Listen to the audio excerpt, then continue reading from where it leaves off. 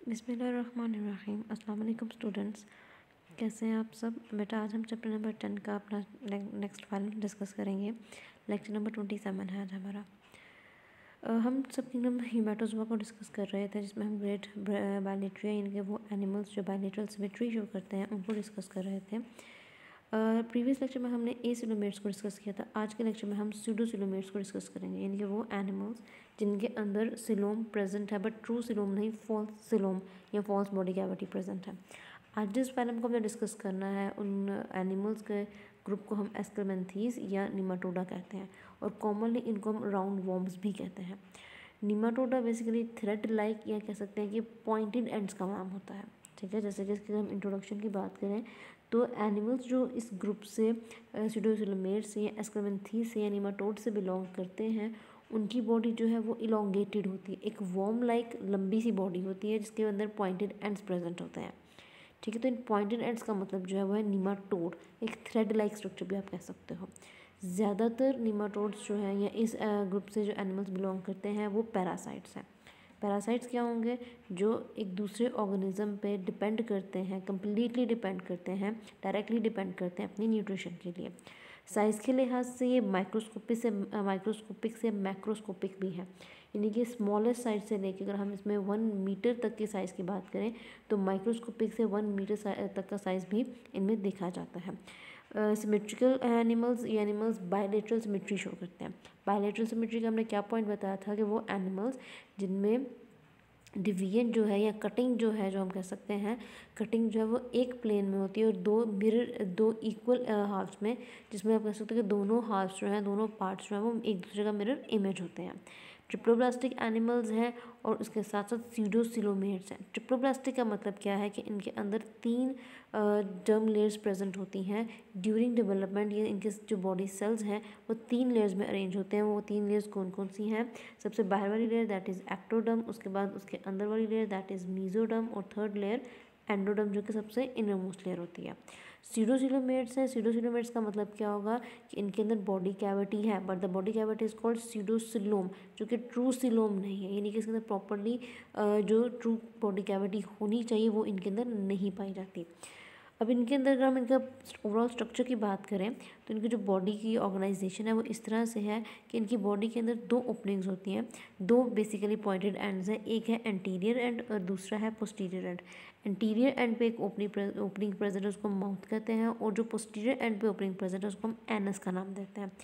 इनके अंदर sense organs, कोई स्पेशलाइज सेंसरी ऑर्गन्स या रिसेप्टर्स मौजूद नहीं है, लेकिन कुछ ऑर्गन्स इनके अंदर as a sense organs, as a sensory organs जो सेंसेशन को फील करते हैं, वो चीज़ें कुछ इनमें पाई जाती हैं, बहुत स्पेशलाइज्ड फॉर्म में नहीं, जिनको आगे हम डिस्कस करेंगे। इनकी बॉडी ओवरऑल जो है वो पॉइंटेड एंड की फॉर्म में, राउंड वॉर्म की शेप में है, लेकिन अनसेगमेंटेड बॉडी है, सेगमेंट्स नहीं बने हुए।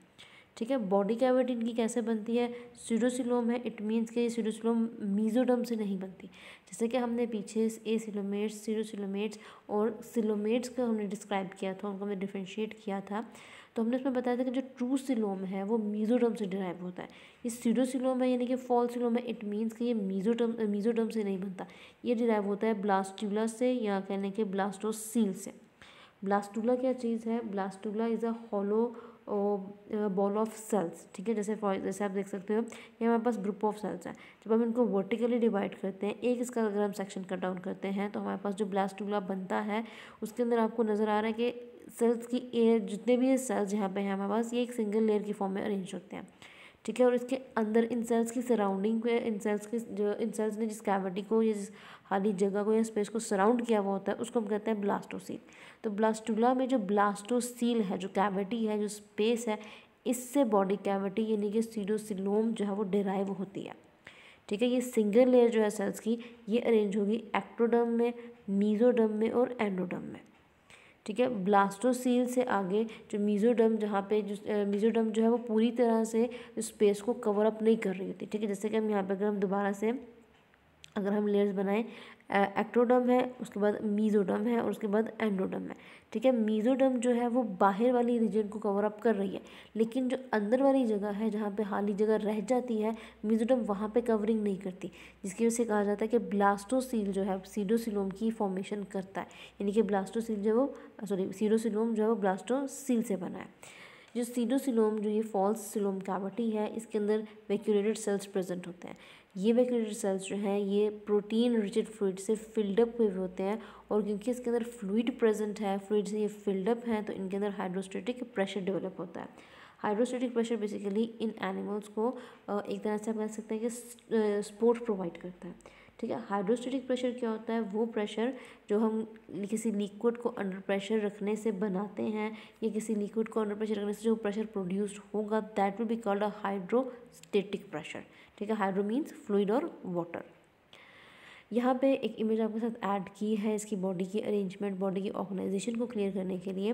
जैसे हमने कहा कि यहाँ पे देखें आपको सामने एक निमाटोड का सेक्शन कट करके दिखाया गया है कि ये अरेंजमेंट, ये जो बॉडी की लेयर्स हैं और जो सिलोम है वो कैसे बनता है इसमें। अब जैसे कि आप यहाँ पे देख सकते हैं हमारे पास यहाँ पे 3 लेयर्स हैं, 3 जर्म लेयर्स हैं जिसमें सेल्स जो हम उनको ड्यूरिंग डेवलपमेंट अरेंज करते हैं। एक है एक्टोडर्म, ये बनाते हैं बॉडी की कवरिंग, जैसे कि हमने प्रीवियस लेक्चर्स में भी डिस्कस किया था। उसके बाद आती है मीजोडर्म की लेयर जो बनाती है मसल लेयर। ठीक है, and the third layer is endoderm जिससे बनेगा डाइजेस्टिव ट्रैक्ट। अब यहाँ पे सीडोसिलोम कहाँ पे बन रहा है? जैसे कि आप देख सकते हैं मीजोडर्म जो है वो बाहर वाले पोर्शन को तो कवर कर रही है, बट अंदर वाले पोर्शन को मीजोडर्म ने कवर अप नहीं किया हुआ, जिसकी वजह से यहाँ पे खाली जगह रह जाएगी। इस खाली जगह को हम सीडोसिलोम कहेंगे, और ये वो स्पेस है जो ब्लास्टोसील की बच जाती है। ठीक है, ब्लास्टोसील जो बच जाएगी वो सीडोसिलोम में कन्वर्ट होगी, तो इट मीन्स फॉल्स सिलोम इनके अंदर प्रेजेंट है, बट ट्रू कैविटी या ट्रू सिलोम इनमें नहीं देखा जाता। उसके बाद नीमाटोड्स या राउंड वॉर्म का जो डाइजेस्टिव सिस्टम है वो ट्यूब लाइक है। किंगडम एनिमेलिया में सबसे पहले जिन ऑर्गेनिजम्स में ट्यूबुलर डाइजेस्टिव सिस्टम या ट्यूब लाइक डाइजेस्टिव सिस्टम देखा गया था वो नीमाटोड्स ही थे। ठीक है, इनके अंदर एलिमेंट्री कैनाल के फॉर्म में प्रेजेंट होता है। इसमें 2 ओपनिंग्स होते हैं। तो ओपनिंग्स कौन सी हैं? एक एंटीरियर एंड पे और एक पोस्टीरियर एंड पे। एंटीरियर एंड पे जो ओपनिंग है उसको आप माउथ का नाम देते हो, जो पोस्टीरियर एंड पे ओपनिंग है उसको हम एनस का नाम देंगे। यानी कि फूड जो है वो कहाँ से एंटर होगा बॉडी में? माउथ के जरिए, और जो वेस्ट प्रोडक्ट है वो कैसे रिलीज़ होगा या किस ओपनिंग से रिलीज़ होगा? एनस के थ्रू रिलीज़ होगा। जबकि जो पैरासिटिक फॉर्म्स हैं या जो पैरासाइट्स हैं, जो निमाटोड्स पैरासाइट हैं, उनके अंदर डाइजेस्टिव सिस्टम बहुत सिंपल होता है। As we have discuss earlier कि पैरासाइट्स के अंदर डाइजेस्टिव सिस्टम का सिंपल होने का मतलब क्या है? कॉम्प्लेक्सिटी नहीं है। क्यों? क्योंकि उनको कॉम्प्लेक्स डाइजेस्टिव सिस्टम की ज़रूरत नहीं है। वो प्रिपेयर्ड फूड को ही अपने अंदर इनटेक करते हैं, उससे अपनी न्यूट्रिशन की रिक्वायरमेंट को फुलफिल कर लेते हैं। अब जो एलिमेंट्री कैनाल है और जो बॉडी वॉल है उसके दरम्यान में फ्लूइड फिल्ड स्पेस प्रेजेंट होती है। ठीक है, जिसकी वजह से हम ये कह सकते हैं कि नीमाटोड्स के अंदर जो डाइजेस्टिव सिस्टम है वो tube with in tube type system है। ठीक है, यानी कि ट्यूब टाइप स्ट्रक्चर है जिसमें डाइजेस्टिव सिस्टम का डाइजेस्टिव सिस्टम जो है वो ट्यूब की फॉर्म में प्रेजेंट है, लेकिन वो ट्यूब्स जो है उनके अंदर further tube type structures present है। सो ट्यूब लाइक डाइजेस्टिव सिस्टम जो निमेटोड्स में पाया जाता है उसमें tube with in tube type structure भी उसको हम कह सकते हैं। सर्कुलेटरी सिस्टम इनके अंदर प्रेजेंट नहीं होता, रेस्पिरेटरी स्ट्रक्चर भी इनके अंदर प्रेजेंट नहीं है। इट मीन्स के गैशियस एक्सचेंज के लिए इनको जो रेस्पिरेटरी सिस्टम रिक्वायर्ड है ये उसके बगैर भी सर्वाइव कर सकते हैं। थ्रू आउट लाइफ की अपनी जनरल बॉडी सर्फेस, यानी कि ये जो इनकी जनरल बॉडी सर्फेस है, ये जो बॉडी सर्फेस है इसके ज़रिए जनरली ये अपनी गैशियस एक्सचेंज के प्रोसेस को कैरी ऑन करवाते हैं। गैशियस एक्सचेंज का प्रोसेस का मतलब क्या है? ऑक्सीजन रिस्पायर करने के लिए चाहिए तो बाहर से ऑक्सीजन को अंदर लेके आना और इनसाइड द बॉडी से outside the body carbon dioxide को रिलीज़ करवाना। That is called gaseous exchange, जो एनवायरनमेंट और ऑर्गेनिज्म के दरम्यान में होता है। इनका एक्सक्रीटरी सिस्टम कैसा होता है? इनके एक्सक्रीटरी सिस्टम के अंदर लॉन्ग ट्यूब्स प्रेजेंट होती हैं जो along the length of body distribute हुई होती हैं। तो हम कह सकते हैं कि इसके एक्सक्रीटरी सिस्टम में 2 लॉन्गिट्यूडनल एक्सक्रीटरी कैनाल्स प्रेजेंट होते हैं। ठीक है, 2 लॉन्गिट्यूडनल एक्सक्रीटरी कैनाल्स। लॉन्गिट्यूडनल का मतलब क्या है? वो कैनाल्स या वो ट्यूब लाइक स्ट्रक्चर्स जो पूरी बॉडी के अलॉन्ग द बॉडी रन कर रही होती है। ठीक है, लॉन्गिट्यूड मतलब अलॉन्ग द बॉडी, ये पूरी इसकी बॉडी है तो अलॉन्ग द बॉडी ये जो कैनाल ये ट्यूब लाइक स्ट्रक्चर जो है प्रेजेंट होते हैं। ये कैनाल्स, ये दो अलग अलग कैनाल्स जो ये कहाँ पे जाके मीट करती हैं, एंटीरियर एंड वाली साइड पे, ठीक है। ये एक्सक्रीटरी कैनाल्स हैं दो, ये दोनों कैनाल्स कहाँ पे मीटअप कर रही हैं, इस पॉइंट पे मीटअप कर रही हैं, और वो पॉइंट किस एंड पे है, एंटीरियर एंड पे है। यहाँ पे जब ये दोनों एक्सक्रीटरी कैनाल्स मीट करती हैं तो यहाँ पे ये बना देती हैं सिंगल कैनाल, ठीक है। वो सिंगल कैनाल क्या चीज़ है, जो कि इन दो एक्सक्रीटरी कैनाल्स के यहाँ पे दो एक्सक्रीटरी कैनाल जहाँ पे मीट अप कर रही हैं एंटीरियर एंड पे, यहाँ पे मीट करके ये एक सिंगल कैनाल बनाती हैं, जिसके ज़रिए जितना भी वेस्ट प्रोडक्ट है वो बाहर भेजा जाता है, क्योंकि यहाँ पे एक ओपनिंग प्रेजेंट होती है।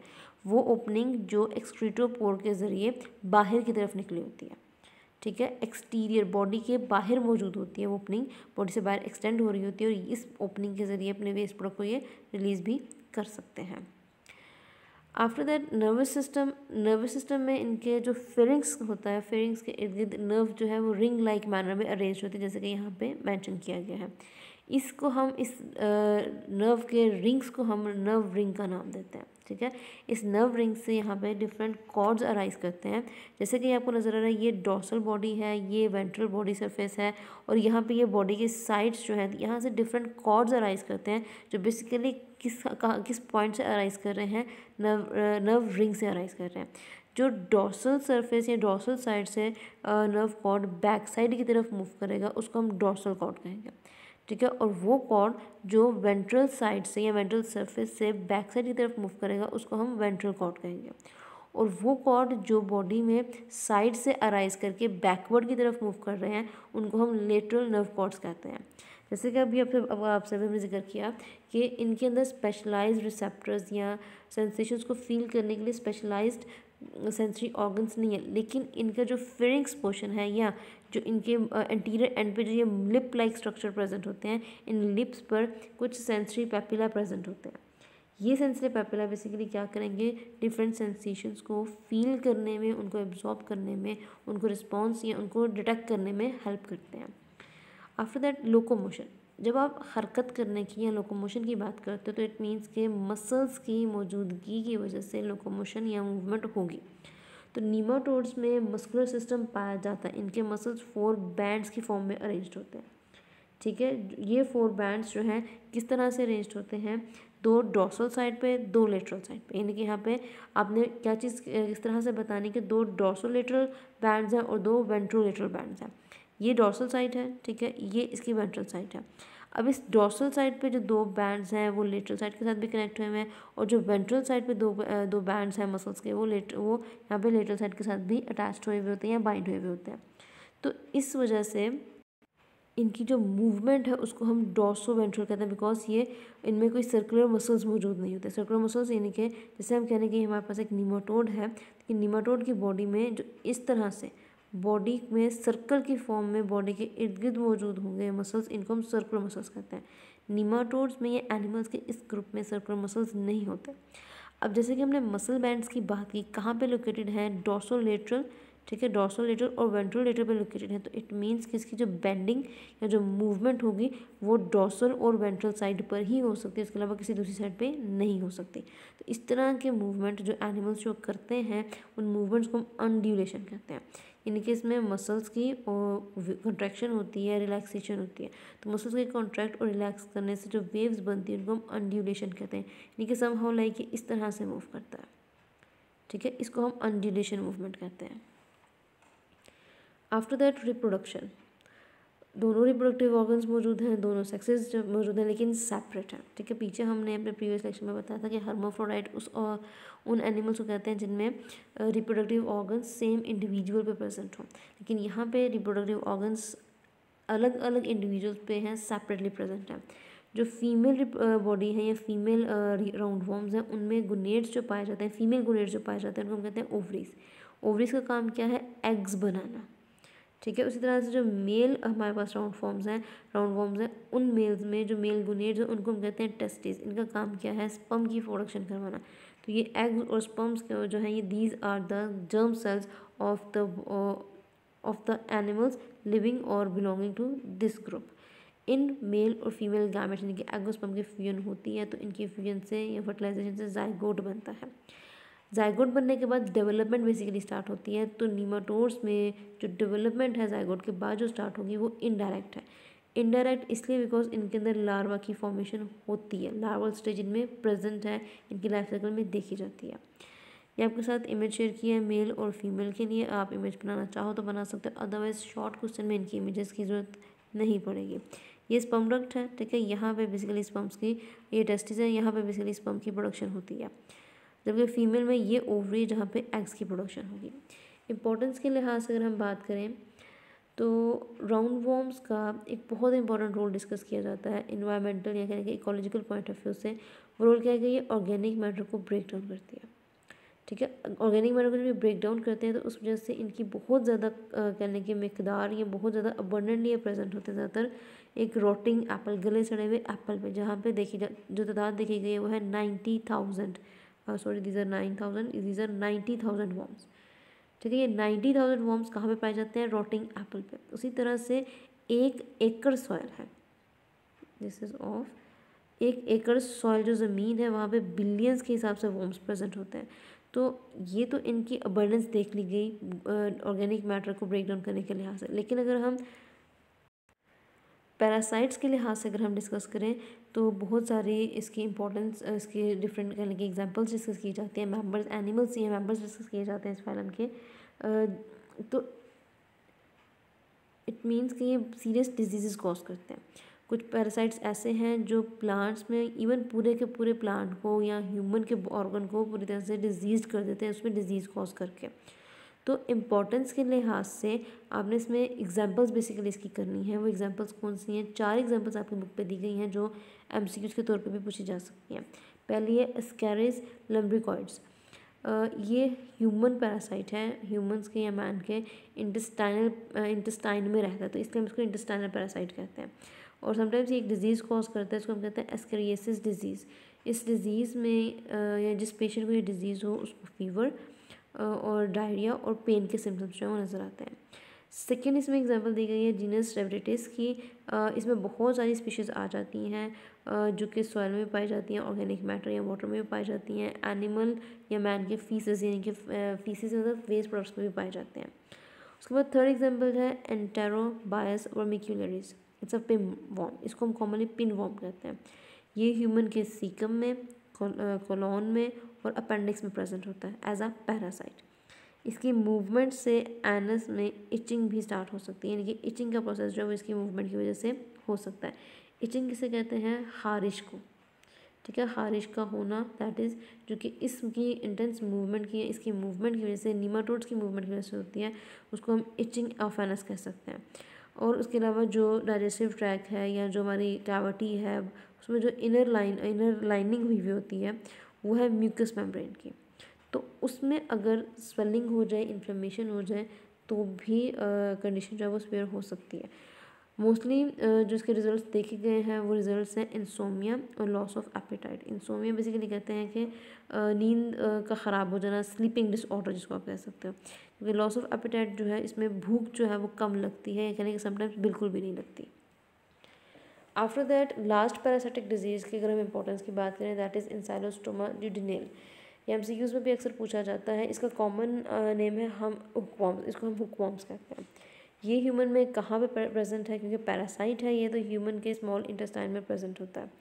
ज़्यादातर जिन इलाकों में ये पाया जाता है वो है एशिया, नॉर्थ अफ्रीका और यूरोप कंट्रीज़। इसका अगर हम रोल के लिहाज से बात करें या इसका जो पैरासिटिक रोल इफ़ेक्ट है उसके लिहाज से बात करें तो बहुत डेंजरस होता है, बिकॉज ये स्मॉल इंटेस्टाइन के एक पार्ट यानी कि विलाई को होल्ड कर लेता है और वहाँ से बॉडी फ्लूइड्स को और ब्लड को सक करना शुरू कर देता है ड्यूरिंग फीडिंग। क्योंकि इसने ब्लड को सक करना है, बॉडी फ्लूइड्स को सक करना है, इट मीन्स कि वो इसकी न्यूट्रिशन है।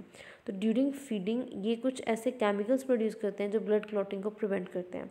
वो केमिकल्स हैं anticoagulants. An important short question के एंटीकोएगुलेंट्स क्या हैं?